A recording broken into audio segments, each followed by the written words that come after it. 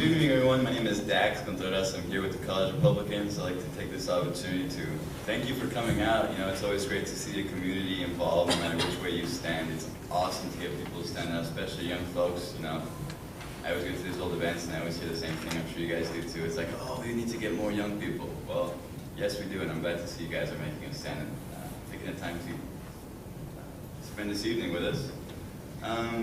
You know, in 2008, some people refer to it that the election was a reform on or a support of voice of the people. You know, in all honesty, no, current administration is not the creator of our current financial crisis. I mean, there's no denying that. But inevitably, there's no doubt in my mind that his actions have made a bad problem even worse. In the late 1990s, there was a deregulation bill passed through the Congress that allowed commercial banks, and they touched upon it just a little bit ago, to get into what they call riskier businesses such as insurance and investments. And a huge push of that deregulation bill was due to, unfortunately, both Republicans and Democrats. There's no one side to blame on this. A lot of people think that we've taken some financial steps to fix some of the legislation that's been going on and fix our financial system. Folks, do you really believe that? Do you think that the legislation that was pushed recently is fixing any of the current problems? It's patchwork at best, and it's not going to fix the long-term problems. The problem with our economy right now isn't anything fundamentally bad. It's that it is a lack of confidence. Where does that lack of confidence come from? It comes from the uncertainty of regulation. We have an unprecedented attack on our personal freedoms and our way of life. And people in Washington are confused. Why aren't businesses hiring? Well, as a business owner, how are you going to go out and hire people when you're not sure what the future year is going to be? If you can't project the budget, you have no idea what the regulations might cost you. That uncertainty is going to make you not want to hire anyone. So our problem right now isn't that we don't have enough regulations or there's not enough laws in the books. It's that we have a lack of confidence, and that lack of confidence speaks to our current leadership. And the last question I'll leave you with is really, are you better off now than you were 4 years ago? I'll let you guys be the answer to that. Thank you. Solidarity. Thank you. Good evening. Let's be clear. These two parties have failed. The crisis was not caused by government spending or government intervention.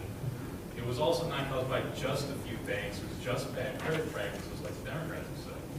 The crisis is a normal part of capitalism, and to really overcome it, instead of just sweeping it under the rug and come back later, we have to address the weaknesses and contradictions of the market system, which neither of these two is willing to do. We have to remember that the crisis is global, not just national, and for the current downturn, we can basically point the finger at deregulation, wage stagnation, privatization, so-called free trade, basically the neoliberal policies backed by both the Republicans and Democrats for the last 40 years or so. They're on the same side, the side of big business. For example, they probably deregulated more than Bush or Reagan, just like our friend said. But while they make big shows in Congress over the debt ceiling or tax rates, there's a bipartisan consensus to support things like free trade agreements, or for that matter, for the bank bailouts when they're on the verge of collapse. And the current administration really hasn't changed anything. The changes, the so-called changes that have been made, have been purely cosmetic. We're still continuing with the same neoliberal policies that brought about the crisis in the first place. But just like all capitalist crises, this one is about overproduction and overfinancing. This is how capitalism works. It's a system that literally causes shortage and suffering because of overabundance. It's ironic, but they have to destroy a massive amount of wealth so that they're able to make profit on it again, so there can be sufficient growth rates, so that their money can start making more money again.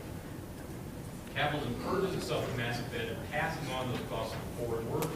It socializes the losses, and the capitalist government role is to facilitate that. Just think of the bank bailout again. Just in 1 year, 2009, the world economy lost over $16 trillion. The amount of wealth lost by U.S. households in that time was more than the entire 2008 GDP.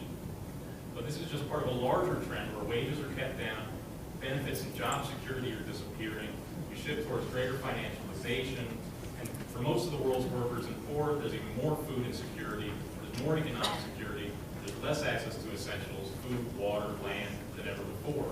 There's ample evidence that the center of global capitalism is shifting, that the economy is undergoing a shift toward a finance-based economy rather than production-based economy. That inequality is growing exponentially, and capitalism is today confronting huge obstacles to recovering healthy rates of growth.